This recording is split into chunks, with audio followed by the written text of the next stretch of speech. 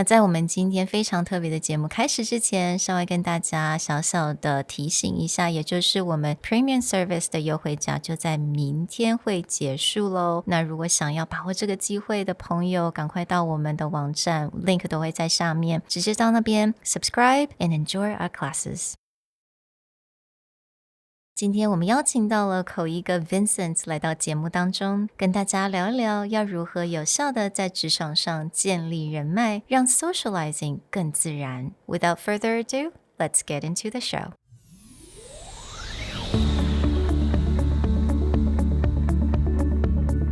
Hello, 欢迎来到 Executive Plus 主管与沟通力的 Podcast. I'm Sherry, an educator, certified coach, and style enthusiast.我相信专业有效的沟通是语言跟逻辑的完美结合。And I'm Nick, a startup consultant, corporate trainer, and late-night gaming junkie.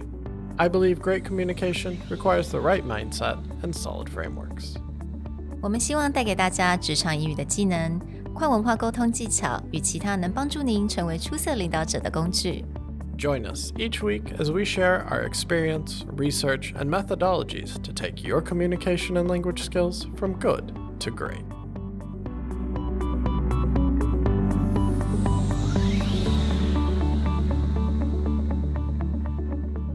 Hey everybody, welcome back to the Executive Plus podcast. Today we have a super special guest, a good friend of Andrew, although Andrew couldn't join us today because he has his own exciting startup to work on, but someone that probably most of you have heard of or know a little bit about.Mr. Vincent. All right, 我们今天邀请到了口译哥，我相信大家应该马上听到口译哥都一定知道他长什么样子，他的才能在哪里。And 我发现其实做访谈的时候，我觉得今天 Vincent 应该是比我们还要更有经验吧。I don't think so, to be honest. You guys seem to know what you're talking about. we hope so. We try. Welcome.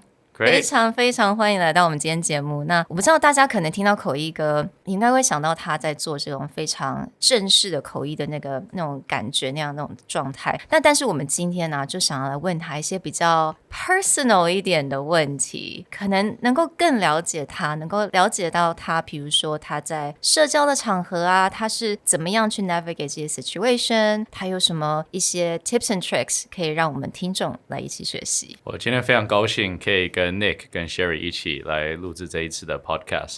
It's been quite a long time since I've done a podcast, so bear with me.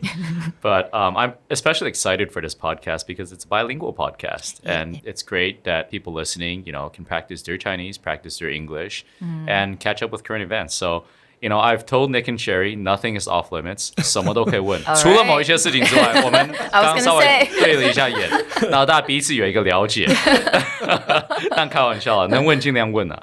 那我想过去我的经历是在那个做过记者 I was a reporter. I've been in politics for some time. I was a staff member for President Tsai Ing-wen for the past 8-9 years. And my final posting was in TechRo, so it's our de facto embassy in Washington D.C. 我们驻美代表处 and I was the political chief there. So I was responsible for many of the interactions we had with the White House, with the State Department, and with the U.S. federal government. And so since June last year, 去年6月我就回到台北了。然后所以现在正在参选这个我们台北市大安文山区的市议员。I'm a candidate for city councilor here in Taipei. So it's a quite exciting change of pace, I would say. It's sort of different, but I'm happy to talk about it today, sort of how the road went from being a diplomat to running in a very, very local election.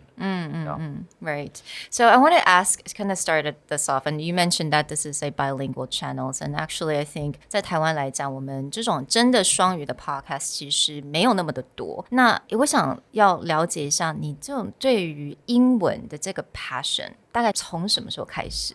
其实英文我觉得不但是我的 passion， 其实也算是我的母语。因为我小时候4岁就出国了，我那时候我的父母是在外商做事，所以小时候我们就外派到国外去了，所以我从小到大读的几乎都是美国学校。那我是在国2的时候我回到台湾，所以国2我读了国2跟国3。然后国3毕业之后我又回到这个加拿大，所以确实英文对我来说就是陪伴我成长的一部分。那所以学校会用英文，家里会用中文，所以也导致说现在就是中英文至少还 OK 啦。可是很多人会问我说英文的关键是什么？因为我自己虽然现在做地方选举，可能离英文比较遥远一点，但我自己很喜欢在我这个休闲的时间，我会写作，甚至也会读书。那其实所以很多家长会问我说，那小孩子要怎么精进自己的英文？我都会给他一个建议，就是说pursue your hobbies， 就是说你去读你喜欢读的书，千万不要认为说我今天就是要学英文只能读课本。或者只能读很刚硬的一个东西，因为你看这你不会有兴趣，反而你应该花多一点时间去，例如科幻小说，你喜欢科幻，你喜欢爱情小说等等，其实没有关系，你只要有接触就有学习。I think we definitely agree with that, right? Yeah, I mean, that's definitely we get behind. But I think there's like, you kind of outlined your career path from journalist to getting into the political realm. But I've had the luck of actually sitting down with you socially and talking to you. I've never talked to you in a very formal capacity. But you always just seem like someone who's very comfortable in these social situations, whether purely speaking to whether it's like local Taiwanese or a mix of foreigners, and then going over to the US and primarily just dealing with, say, like US senators. Have you always just really had a passion for kind of sitting down and chatting with people and being sociable, or is that something that kind of took you time to like get yourself into that mode? Actually, Nick, believe it or not, I think I'm actually a little bit of an introvert. In the sense that, I'll be honest. I'm not saying this for the podcast sake, but like I like nothing better sometimes to just draw the curtains and just listen to music and just be by myself. And I think it's restful for me, definitely, but it also allows me time to gather my thoughts. Yeah. And so this whole process of being a diplomat and then now being in politics is you really have to be extroverted. Really, really extroverted. Not just simple like, I'm happy to sit down with 3-4 friends extroverted. But like go to a market and literally say hello to like 1,500 people like I did this morning, extroverted. Exactly. And you have to have that smile on and people have to feel that they're comfortable getting to know you. And so, I don't know if people agree with this, but I think really it's practice. It doesn't have to come naturally. I think for a lot of people, it doesn't come naturally. But I think this idea that if you really put yourself out there and continue to do this, one day after another, it becomes a natural part of what you do. And then all of a sudden, you become very comfortable doing it. And so going back to me as a diplomat, that was one of the first lessons I think I learned in the field of diplomacy, which is diplomacy is really about making friends. That's what it comes down to. Country friends, people friends, right.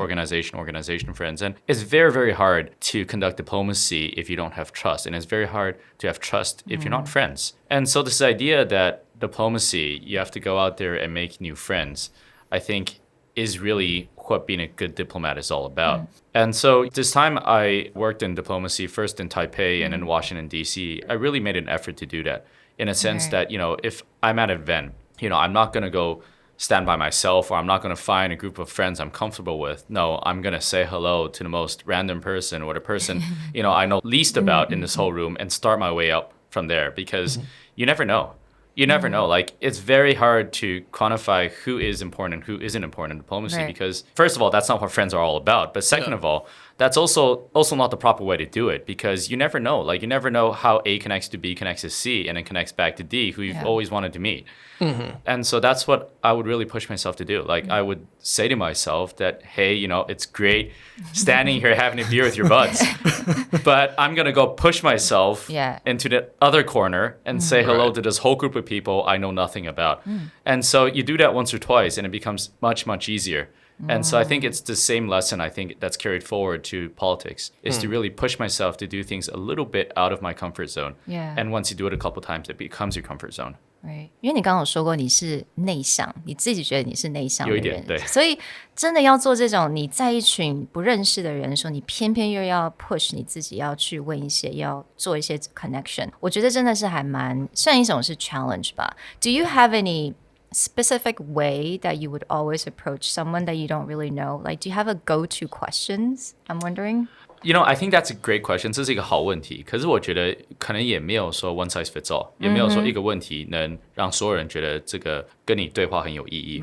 我反而会觉得说，第一点是多听人家少说话，因为我觉得其实每个人都喜欢说嘛，对不对？那如果你先不听他讲的话，你怎么认识他？你怎么了解他在干嘛？他在做什么事情？所以其实我的概念都会想说，如果我今天有机会是不认识这个人，但是要过去跟他打招呼，我会跟他打招呼，我会说我是谁，然后我会希望可以抓一个连接点，就是说我们在什么场合？那你在这场合做什么事情或者你是谁谁谁的朋友啊？你怎么认识他？等等等等，用这样子的方式让他可以自我介绍他自己，那让我可以多了解他。那我觉得用这样子的方式会稍微自然一点，而不会人家觉得有压力。因为其实说实在，你虽然自己会觉得有点紧张去跟人家打招呼，但人家肯定会觉得说，为什么有一个莫名其妙的人突然跑过来找我？所以我觉得双方都要觉得很 at ease， 这个彼此之间会感到很轻松啦。那所以在这个状况之下，我认为说多了解人家是一个关键。So I think that's great because he's saying that being a great listener, that's tip number one. Oh yeah, and finding that commonality and that acquaintance that always can strike up the conversation. Do you ever actually run into situations where you just find the other person is just one word answering you constantly and not really opening it up?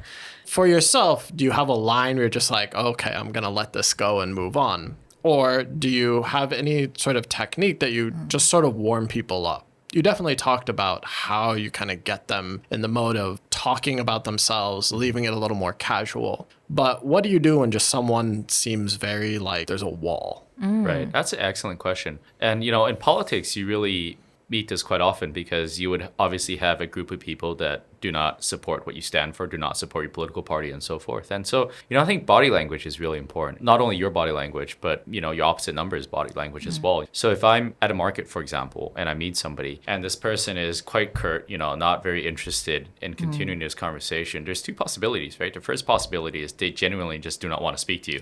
In which case, you're not going to waste time because, and don't want to waste their time either. Right. And so you say thank you and you move on. But the second possibility is that people are shy and you have shy people all the time. And so, but normally I think in that sort of situation, you can normally tell kind of from their body language whether they belong to A or belong to B.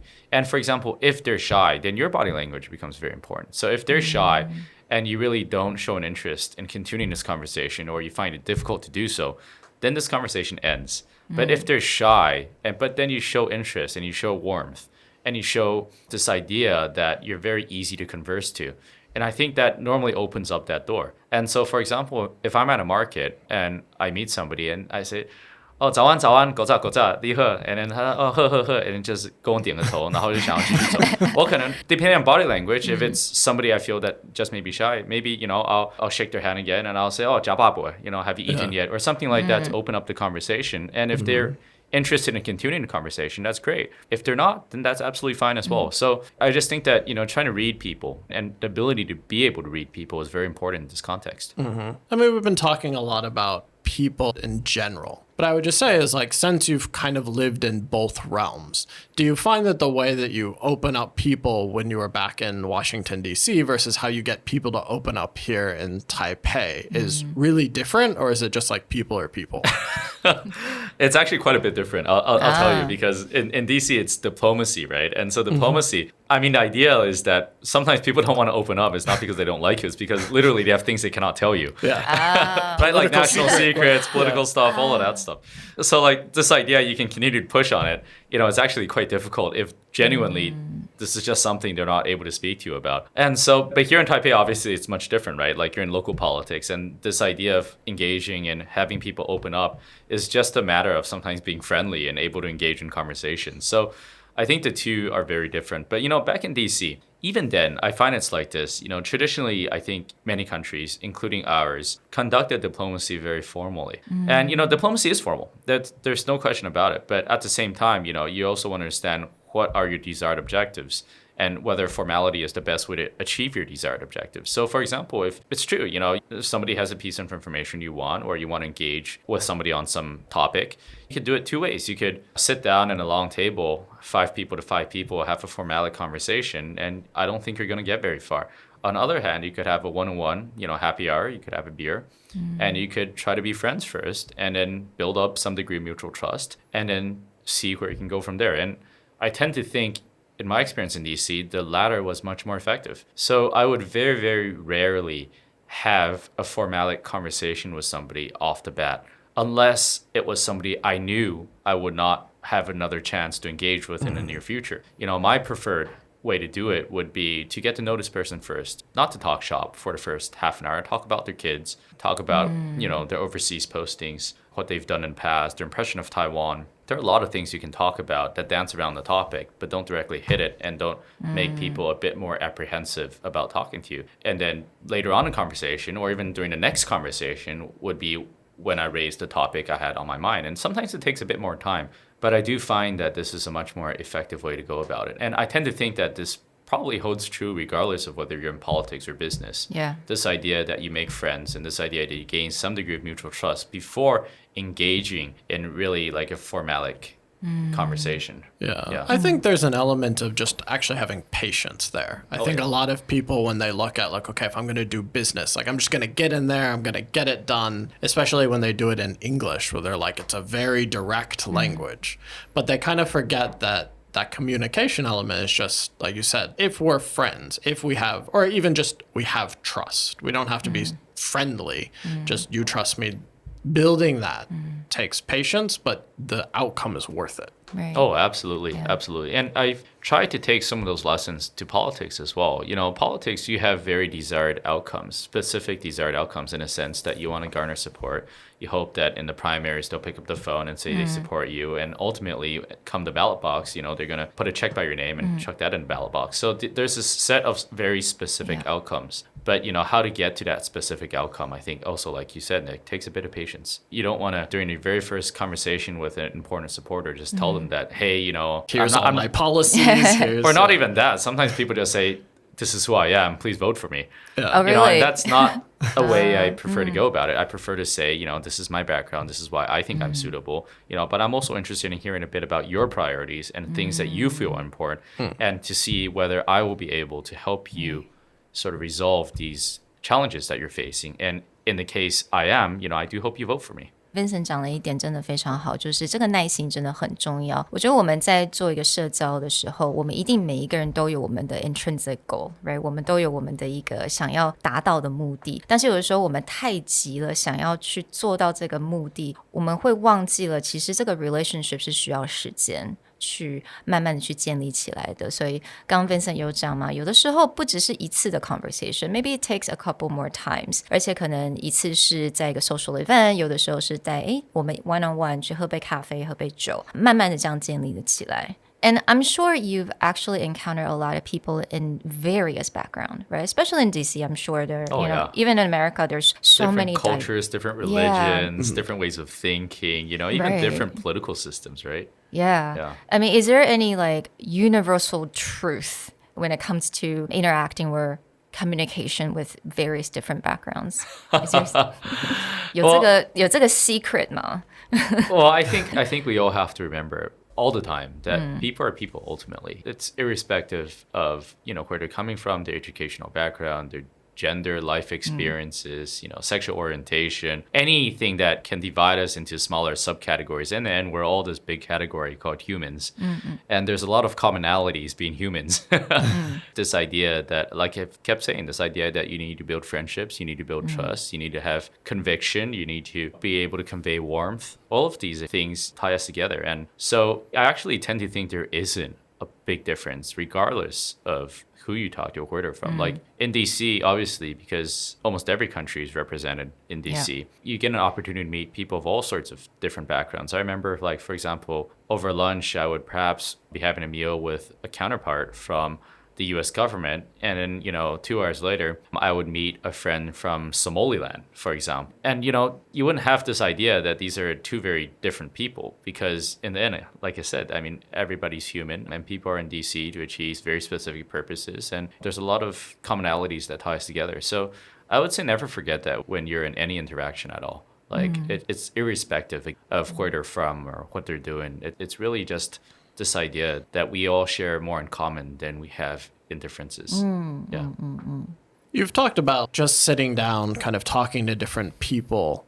When you're in a conversation with someone, maybe for the first time or one of the first times, is there ever a moment like where it just clicks for you? Or is there ever something like, whether it's the depth you get into a conversation or a certain topic where you just feel like, yeah, I can really talk to this person or I feel like we have a good vibe? I think this idea that of finding commonality is very important. But, finding commonality, I do have to say, that's tied a bit into your life experience as well. So if you have a very narrow depth of life experiences, if there's very few things you can relate to or show an interest in, then I think it's actually very hard to have depth in your conversation as a result. Because, everybody's interested in different things. People like scuba diving, people like animals, people like, sports, blah, blah, blah, blah.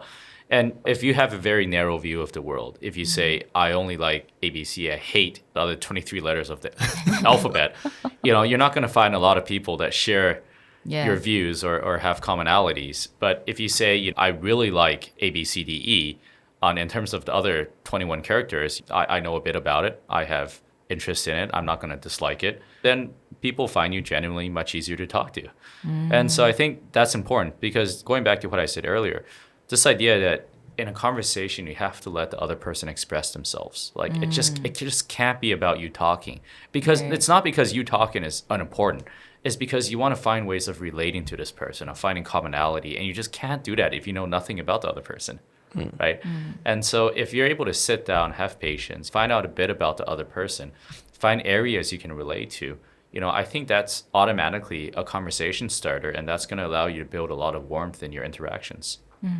Obviously, you probably have to stay up to date on world news or geopolitics, but are there any other things that you just try and keep yourself broadened as far as like topics that you talk about or hobbies that you're interested in outside of either the political or the global news realm? What is it that you do just to kind of make yourself more diverse and easier to talk to? So actually, two things. First of all, I love global news. I mean, global news to me is very, very important. So my thing is the New York Times. Like that's probably the only news subscription I've really kept throughout the years. And so right when I wake up and before I go to bed, that's when I just scan through the Times. And it's actually not just about, for example, Ukraine or global events. I actually really like to read the lifestyle section, the housing section. I love reading about New York housing because actually it's a really eye-opening experience, this idea that Manhattan actually has cheaper housing prices than Taipei. And with the same amount of money, you can actually have a much nicer place in Manhattan. That's for like somebody that lives in Taipei, that's actually quite an eye-opening experience. But the food section. So I like to do things that takes me a bit out of the political world for a few minutes. But more than that, like, for example, my own hobbies, the first thing I really like to do is cook. So cooking actually puts my mind at ease. When I was in D.C., and because of one thing or another, if I become extremely stressed out, my go-to thing would be, before I go back home, to stop in a supermarket, buy something I really, really, really treat myself, buy something I really want and that I've been holding back on because of money or whatever. Just splurge. Scallops or, whatever. And then go home and just cook a good meal, And my wife obviously supports this hobby very much so. Her. Yeah, that's right. Benefits her. So cooking, I mean, my first job was actually, a part-time job was to cook. So I was a cook in a golf course over in Vancouver. And so that was, I tend to think I did quite a good job, actually. I started as a dishwasher. And within like 2 months, I became like, the people that cut vegetables and all of that, like the food prep. Right. And so I did food prep for maybe 3-4 months, and then they made me a banquet cook. So, and I did the cold side, so I did salads and desserts. But even then, we helped out the kitchen, and I mean, it just sparked this whole interest in cooking. So I basically cook everything. I cook like curries. I love cooking like French food, for example, sauces and stuff. Wow. I like doing steaks. But I'm actually starting to get into Taiwanese food as well. So I tend to think I do quite a good beef noodle soup. But the thing with Taiwanese foods is some of them do take quite a bit of time. For example, like if you do want a good broth, it's going to be overnight. It's not going to be like instant gratification. But sometimes that's what you need, right? Instant gratification. That's right. Yeah. And I do a lot of bike riding as well. So that's something I'm interested in. But, the politics sucks up a lot of time right now. So it's sort of unfortunate for myself. But I do think that having hobbies, having an interest outside of work is very, very important. Not only for your own kind of mental well-being, but also for you to be able to relate to other people that have these sorts of interests. Because I think ultimately that's what makes you interesting as a person. This idea that you have a great life and you do things outside of work. Yeah， 我觉得刚刚讲的非常有趣，就是你也可以听得到 Vincent 有非常多不同的嗜好，非常多不同的才能。那这也能够让他在各种不同的 conversation 当中，可以让人家非常快速的找到他们之间的共同点，也就是刚刚 Vincent 一直讲的这种 finding that commonality 其实是在社交场合是非常重要的。对，我觉得这个真的很有意思。但是我知道今天 Vincent 的时间真的不是很多，他马上等一下就要出去继续工作。但我一定要问一个问题，就是其实这个是我刚刚才想到的。You know, when it comes to socializing and communication, especially abroad, 那我觉得现在在国际上面有一些状况就是racial discrimination 这件事情它是很真真实实的。我觉得在我以前念书的时候，我觉得大家还比较有那种可能当时的在美国会比较大家知道这件事情你不应该要做，所以还会比较有那种 OK I'm not gonna say something that's impolite。 可是现在我们一打开一早上看新闻就会看到一些真的很 very unfortunate news with racial discrimination. But how do you deal with that? I mean, have you ever dealt with that before, or how do you deal with that situation in a kind of a social setting?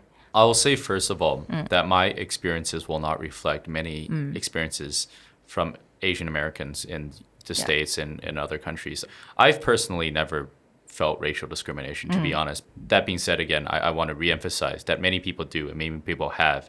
And it's an unfortunate part of the life experiences of many people across the United States and across Canada and across other English-speaking countries. Or, in fact, not only English-speaking, across anywhere in the world, you'll face racial discrimination. I've been somewhat fortunate because growing up, I grew up in a community that was very much multiracial, very much diverse. We grew up in a small town outside Vancouver called White Rock in South Surrey. And there's a lot of Taiwanese people there. There's a lot of people from...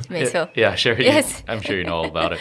Yeah, so it's not something I had growing up. And then after that, I tend to think that because I spent so much time in Canada and the States, that in terms of lifestyles, like people may feel that, I'm not somebody that just came in and needs some time getting accustomed to the cultural norms there. And again, that's not to put a silver lining on what is an important topic. The fact that I haven't experienced much of it doesn't diminish its importance in the United States. But one thing I will say is that I was in the States when there was a wave of anti-Asian discrimination across the US, but especially in areas with kind of a large Asian population like New York and California. I was fortunate. I was in D.C., and D.C. is a very liberal, very multiracial, and very much multi-ethnic kind of place. But I do know people that have been discriminated against. I have heard their experiences. And frankly, I think it's something that people of all races, all creeds, all beliefs should come together in condoning and being able to fight against it. It's unfortunate, but I think some of that also exists in Taiwan. Yeah, I think Taiwan is a welcoming society. I think are quite proud to the fact that we are a multiracial society and that we have people from Southeast Asia, we have people over from China, we have people all across the world residing in Taiwan. But sometimes, those unconscious biases do exist.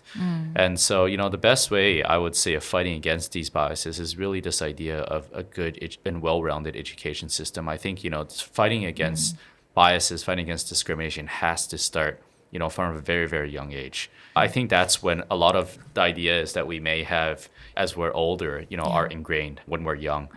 And so I would very much support this idea here in Taiwan that we need to come together at a very, very young age and have an honest discussion about how we can fight against many of these unconscious biases that we hold, especially towards new immigrants or other people within our society. Yes, to say that, what should you say? That's kind of made it way too simple. I don't want to simplify the situation, but 在心态上面，你觉得我们应该要怎么样去建立？比如说，我们今天真的要出国，那有可能真的会碰到这种状况。你觉得在我们心态上面要有什么样很健康的一种想法，才能够让我们随时能够转换自己的心情？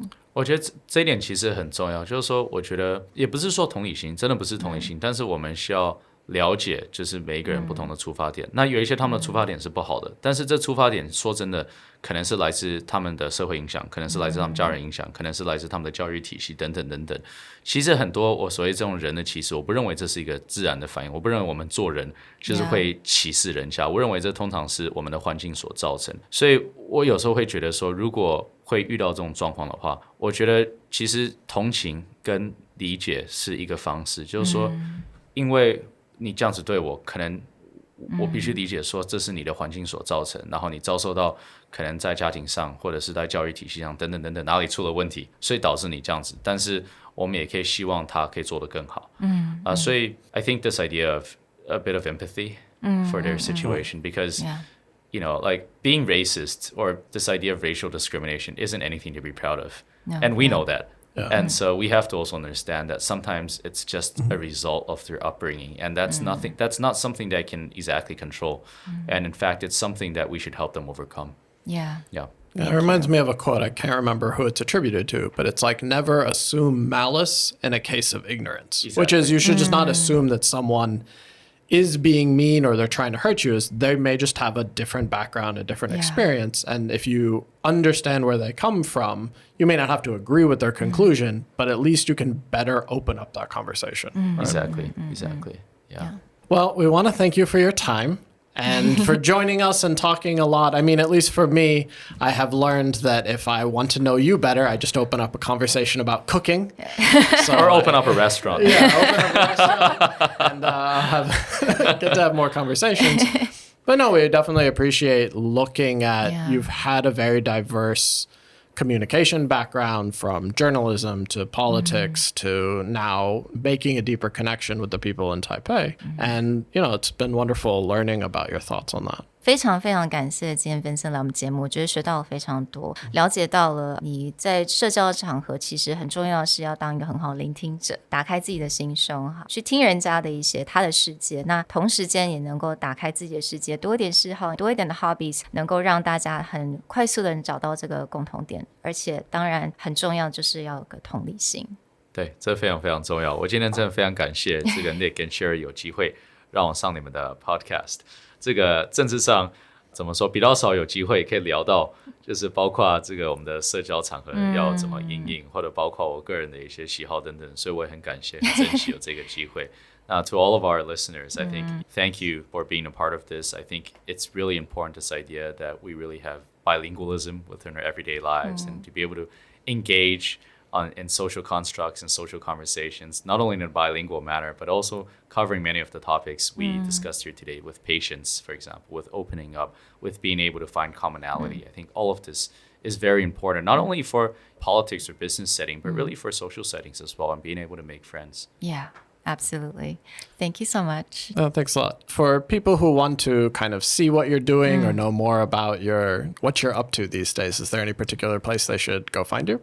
Oh, yeah. I'm not sure if our listeners are big fans of Facebook these days, but in any case that they are, please search for me, Zhao Yixiang, over at Facebook, or Vincent Chow works as well. You know, I do try to update on what's happening within my campaign on a regular basis on Facebook. And certainly there's volunteer opportunities as well. So thank you for that. Thank you. Thanks a lot. Thank you. Okay, thank you. Bye. Bye.